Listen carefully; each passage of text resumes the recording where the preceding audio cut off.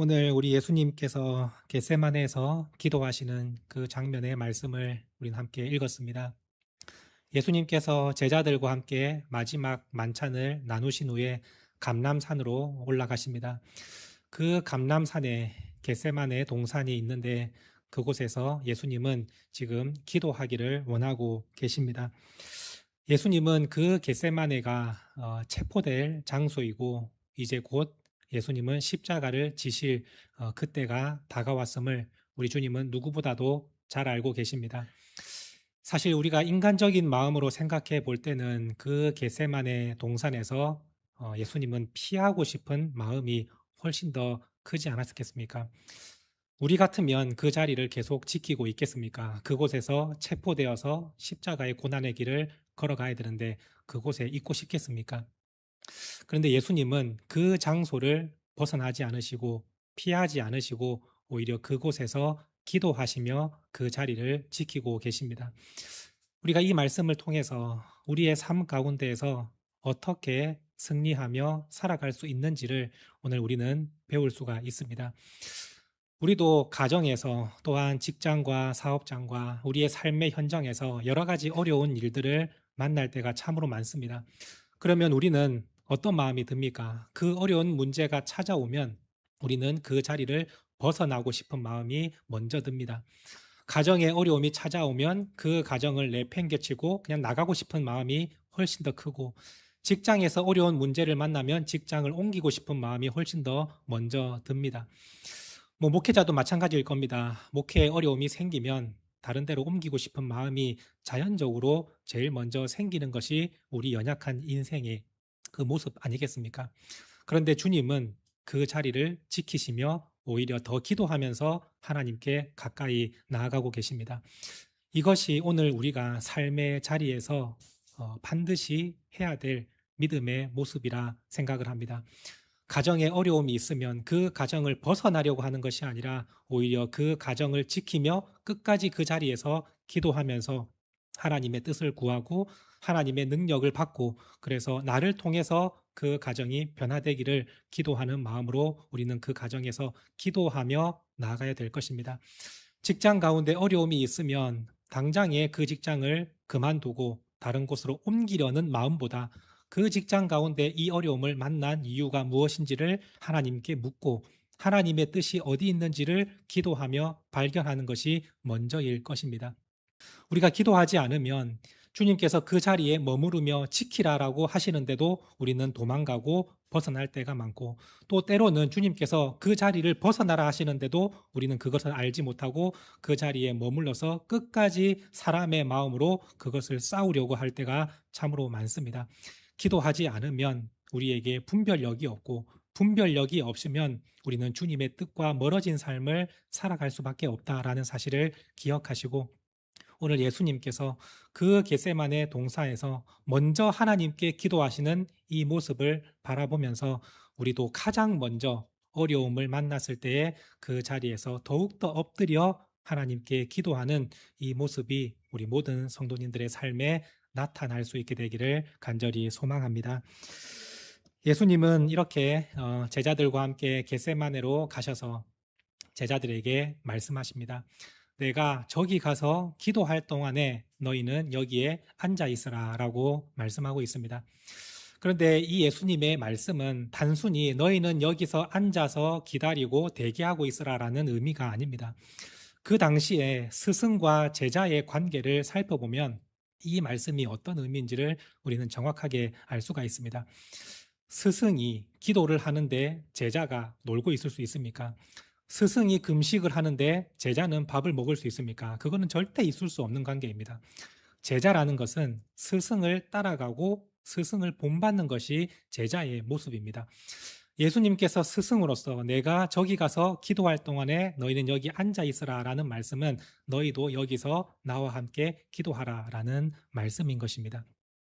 그래서 예수님은 제자들에게 너희도 함께 여기서 기도하라 라고 말씀하신 후에 베드로와 야고보와 요한 3명을 따로 데리시고 더 깊은 곳으로 가십니다. 그곳에서 예수님은 그 3명의 제자에게 다시 말씀하십니다. 내가 기도할 동안에 너희도 나와 함께 깨어서 기도하라라고 말씀하고 계십니다. 왜냐하면 지금 예수님은 십자가를 지셔야 될 그 시간이 다가왔기 때문에 지금 마음이 매우 고민스럽고 또한 고통스러워서 죽을 지경이다라고 말씀하고 계십니다. 그래서 너희가 나와 함께 이 순간 나를 위해서 함께 기도하고 나와 함께 깨어 있으라라고 예수님은 말씀하고 계십니다. 이 예수님의 이 모습을 볼 때에 참으로 진짜 예수님의 그런 인간적인 모습을 우리는 볼 수 있습니다. 예수님은 참 하나님이시지만 참 인간으로서 이 땅에 오셨습니다. 그래서 예수님도 십자가를 앞두고 정말 고뇌와 번민과 그리고 고통을 느끼셨습니다. 우리가 생각할 때 예수님의 그 십자가의 고통은 단지 육체적인 고통이라고 생각하는 경우가 참으로 많습니다. 우리 인간은 그것을 가장 우선시하기 때문입니다. 그런데 예수님께서 말씀하시는 그 십자가의 고통은 사실 손과 발이 못이 박히고 채찍에 맞아서 몸이 찢기는 그 고통을 넘어서서 거룩하신 그 하나님의 아들이신 예수님이 모든 죄를 뒤집어 쓰시고 하나님의 진노를 받는 그 심판의 고통을 말씀하고 계시는 것입니다. 하나님과 단절되고 하나님으로부터 거절받는 그 고통이 얼마나 큰 고통인지 사실 우리는 생각도 할 수 없고 헤아릴 수조차 없습니다. 왜냐하면 이 세상의 모든 사람들이 하나님의 그 단절과 하나님의 그 고통을, 진노의 심판을 당하는 고통을 우리 인간은 한 사람도 이 땅 가운데 경험해 보지 않았기 때문입니다.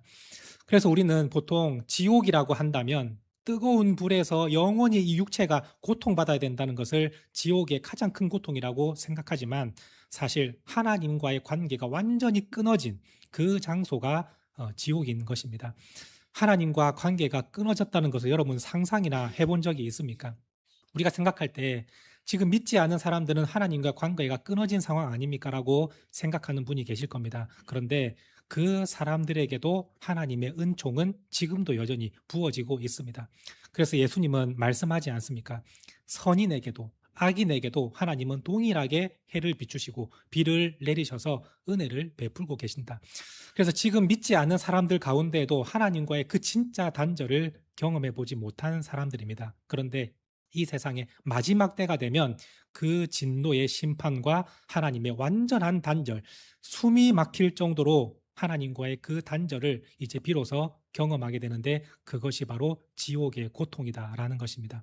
지금 예수님은 그 십자가에서 그 고통을 당하셔야 하기 때문에 우리 예수님은 그로 인해서 내가 죽을 지경이니 너희가 나를 위해 함께 기도하자라고 말씀하고 계시는 것입니다.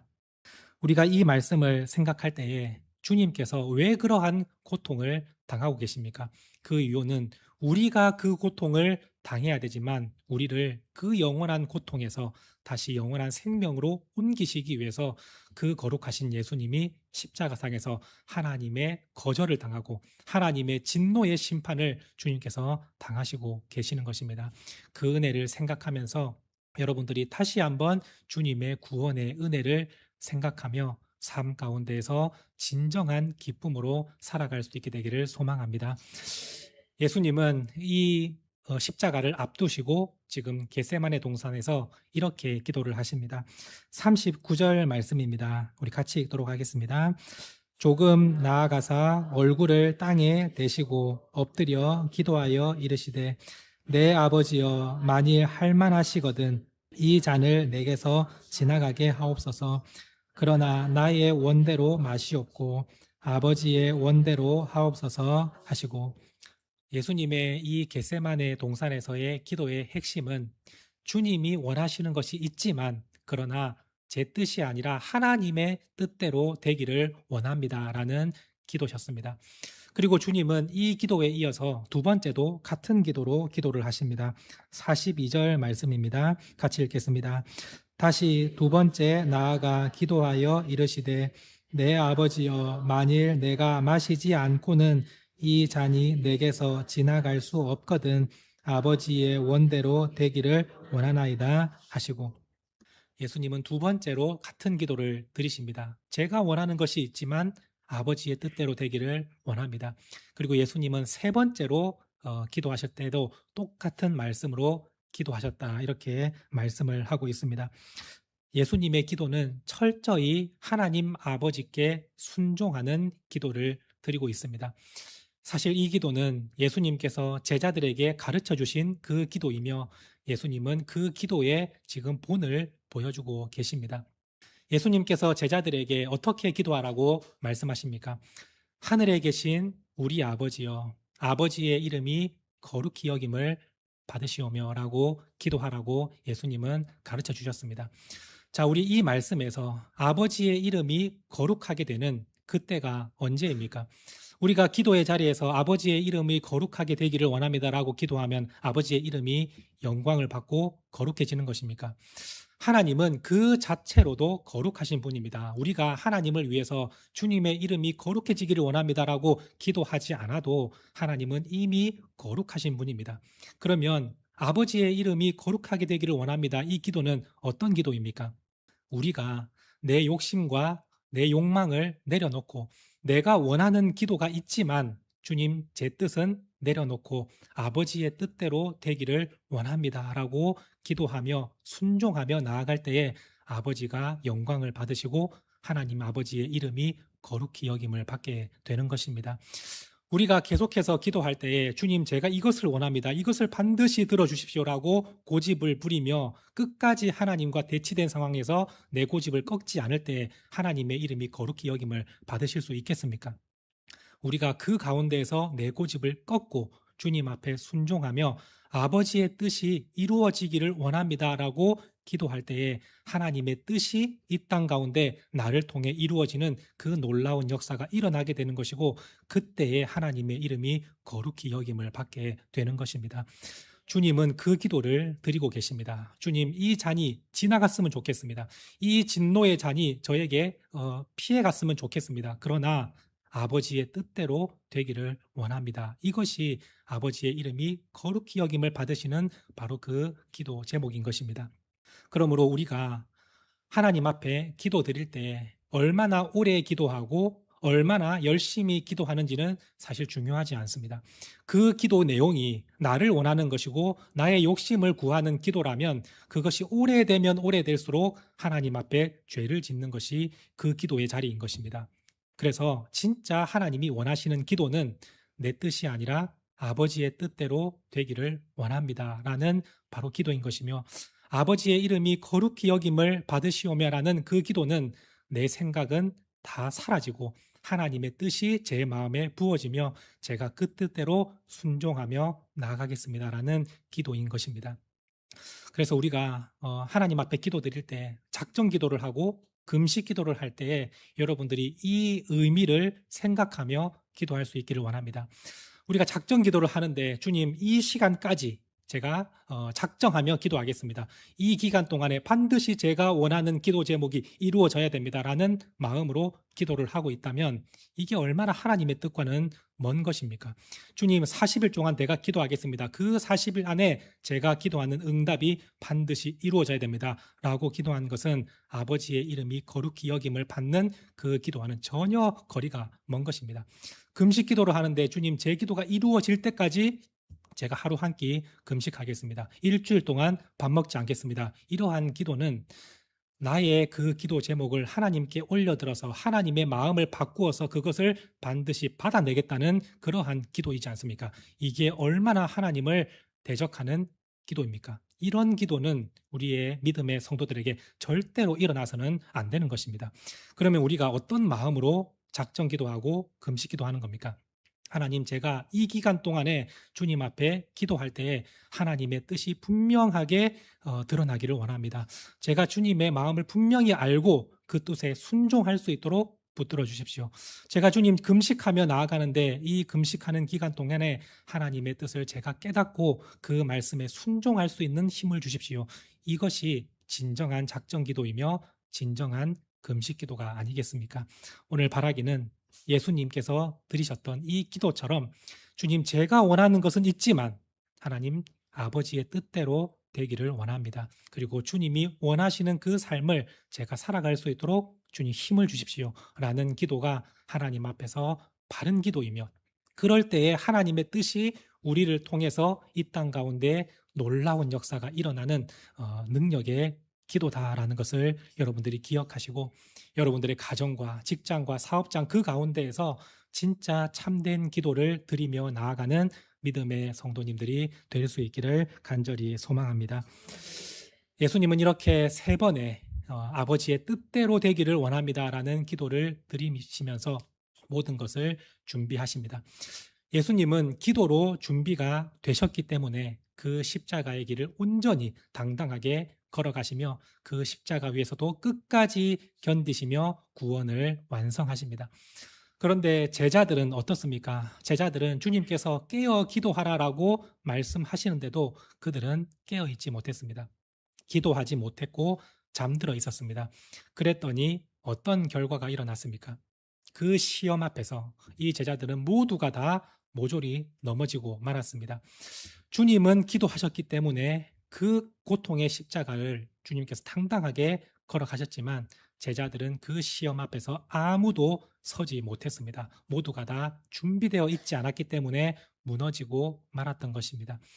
오늘 우리의 삶도 그와 똑같습니다. 우리도 기도로 준비되어 있지 않으면 우리도 시험 앞에서 결정적인 순간에서 하나님의 뜻을 붙들고 그 말씀대로 살아가지 못하고 결국에는 세상을 타협하고 세상의 방식을 사용하고 하나님의 뜻과는 전혀 다른 것으로 우리는 살아갈 때가 참으로 많습니다. 바라기는 우리가 지금부터 기도로 준비되어 있기를 원합니다. 문제가 오기 전에, 시험이 다가오기 전에 미리 하나님 앞에 날마다 기도하며 주님의 뜻대로 되기를 원합니다. 주님의 마음을 알기를 원합니다. 하나님의 뜻을 분별하며 믿음으로 살아갈 수 있도록 도와주시옵소서. 그리하여 정말 내가 감당할 수 없는 엄청난 고난이 다가와도 믿음의 선택을 할 수 있도록 저를 붙들어 주십시오. 이 기도가 우리에게 준비되어 있을 때 우리가 어떤 상황을 마주하든지 간에 믿음의 길을 걸어갈 수 있게 될 것입니다. 오늘 주님은 그 말씀을 하고 계십니다. 45절 말씀을 보시면 이제는 자고 쉬라 보라 때가 가까이 왔다라고 말씀하고 있습니다. 자, 이 말씀은 이제는 내 눈치 보지 말고 좀 편하게 자라라는 그런 의미가 아니라 이 말씀의 의미는 기도할 시간은 이제 끝났다. 기도할 시간은 다 지나갔다. 이제 현실을 마주해야 될 때다. 그 말씀을 하고 계시는 것입니다. 기도해야 될 때가 있는데 그 기도해야 될 시간을 놓쳐버리면 결국 현실과 마주했을 때 우리는 모두가 다 넘어질 수밖에 없는 것입니다. 그래서 참으로 안타까운 것은 성도들 가운데에서도 어려운 문제를 만나서 그제서야 하나님 앞에 나와 기도하는 성도님들이 참으로 많습니다. 사실 문제를 만났을 때 그때라도 기도하는 것이 참으로 다행이긴 하지만 우리가 그러한 과거에 잘못을 범했다면 앞으로의 우리의 삶은 문제를 만나서 뒤늦게 기도하러 나오는 것이 아니라 그 문제가 오기 전에 기도로 준비하고 그 문제를 믿음으로 승리해내는 삶이 진정한 예수님의 제자다라는 것을 우리 모든 성도님들이 함께 깨달을 수 있기를 원합니다. 예수님의 제자들이 이미 한번 지금 기도하지 못해서 실패하고 무너졌지 않습니까? 그런데 그들이 다시 한번 주님께 회복되고 세워졌을 때는 이 잘못을 반복하지 않았습니다. 그들은 삶의 현장에서 늘 항상 말씀과 기도로 준비하고 있었고 결정적인 순간에 믿음을 선택하며 하나님의 뜻을 이 제자들을 통해서 이루어내는 그러한 놀라운 역사의 현장에 그들이 쓰임을 받았지 않습니까? 그와 마찬가지로 우리가 지금까지 기도하지 못했고 문제를 만나서 뒤늦게 기도하면서 하나님 앞에 회복이 되었다면 이제는 지금 문제가 있지 않아도 미리 하나님 앞에 먼저 기도하며 믿음을 굳건하게 하는 저와 여러분들이 될 수 있기를 원합니다. 참으로 다행인 것은 우리 예수님께서 이렇게 기도하지 못해서 넘어진 제자들을 책망하시고 그들을 비난하지 않으셨다는 것입니다. 우리 주님은 그들의 연약함을 알고 계셨고 오히려 그들을 위로하는 말씀을 하십니다. 마음은 원이로되 육신이 약하도다라고 주님은 말씀하십니다. 이 말씀은 마음은 주님을 정말 따르고 싶고 믿음의 선택을 하고 싶은데 육신이 너무나도 약하구나라는 주님의 그 긍휼의 마음이신 것입니다. 우리 주님도 참 인간으로 이 세상에 오셨기 때문에 우리를 누구보다도 잘 아시고 우리의 연약함을 동정하시고 이해하시는 주님이십니다. 그래서 우리가 기도하지 못했을 때에도 우리 주님이 깨어서 기도하고 계셨고, 우리가 주님을 다 모른다고 배반하는 그 제자들의 모습 가운데서도 예수님은 그 제자들을 한 번도 놓지 않으셨다라는 것입니다. 주님께서 놓지 않으시니 그들은 다시 회복될 수 있었고, 그들은 하나님의 믿음 가운데 다시 세워지는 은혜를 누릴 수 있었습니다. 이것이 진정한 복음 아니겠습니까? 우리 예수님은 지금도 여러분들을 붙들고 계십니다. 여러분들이 기도로 지금 준비되어 있지 않고 깨어서 기도하라라는 말씀이 계속해서 귓가에 들리는데도 불구하고 아직도 기도가 되어 있지 않는 그러한 성도라 할지라도 우리 주님은 그 성도에게 네가 어떻게 그럴 수 있느냐, 네가 그러고도 내 제자냐라고 하시지 않고, 마음은 원이로되 육신이 약하구나. 그러나 내가 너를 포기하지 않는다. 나는 너를 붙들고 있고 네가 잠들어 있지만 나는 깨어 너를 위해 기도하고 있다라고 주님은 말씀하고 계십니다. 이러한 은혜를 우리가 누리고 있다면 이제는 다시 일어서서 주님께 이러한 고백을 드릴 수 있었으면 좋겠습니다. 지금 과거에는 제가 기도하지 못했지만 이제는 주님 앞에 기도하며 준비된 자로 서겠습니다. 주님의 은혜를 제가 풍성하게 받았으니 그 은혜를 이제는 놓치지 않고 세상 가운데 말씀대로 살아내겠습니다. 이러한 고백이 우리 성도님들 가운데 넘치도록 부어질 수 있기를 원합니다. 기도로 준비되는 그 성도에게 하나님은 반드시 길을 여시고 우리 예수님은 그를 붙드셔서 성령께서 능력을 허락해 주심으로 말미암아 하나님의 뜻이 여러분들의 그 삶 가운데 이루어지는 역사를 주님은 보게 하실 것입니다.